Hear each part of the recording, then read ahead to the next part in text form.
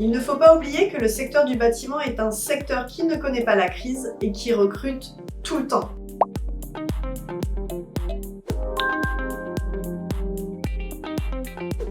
Je m'appelle Mona, j'ai travaillé 10 ans dans le secteur de la mode et de l'art. Aujourd'hui, je suis plombière chauffagiste. Mon rôle était celui d'expert sur la préparation à la formation du CAP monteur-installateur sanitaire. Qu'est-ce qui vous plaît dans ce métier?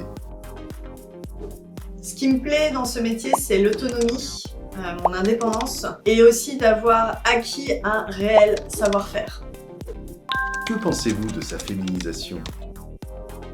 Lorsque l'on parle de féminisation des métiers du bâtiment, il faut faire la différence entre les métiers d'artisanat d'art, tels que doreur, mosaïste ou tailleur de pierre, où l'on trouve aujourd'hui quand même pas mal de femmes, et les métiers du BTP, où nous sommes malheureusement encore très minoritaires.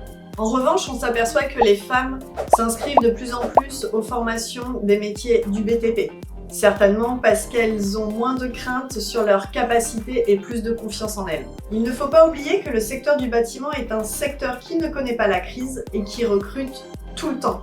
Donc même aux yeux des femmes, il est très attractif. Quelles sont les qualités essentielles pour l'exercer?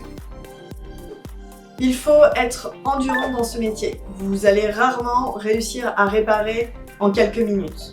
Il faut aussi être très persévérant, puisque c'est grâce au temps et à l'expérience que vous allez devenir un bon plombier. Ensuite, soyez toujours très curieux. Il faut être une éponge pour pouvoir acquérir le plus de connaissances possible et sur du moyen long terme des compétences. Et enfin, ayez l'esprit pratique. Vous allez devoir trouver des solutions à chaque intervention avec les outils que vous allez avoir sur place. Quels sont vos conseils pour débutants? Lorsqu'on est débutant en plomberie, il faut prendre son temps, être patient et aussi savoir gérer son stress. N'oubliez pas, on devient un bon plombier avec l'expérience terrain. Comment se préparer à l'examen? Afin de vous préparer à l'examen, je vous conseille fortement de vous exercer à la réalisation de pièces en cuivre, en acier, en galva.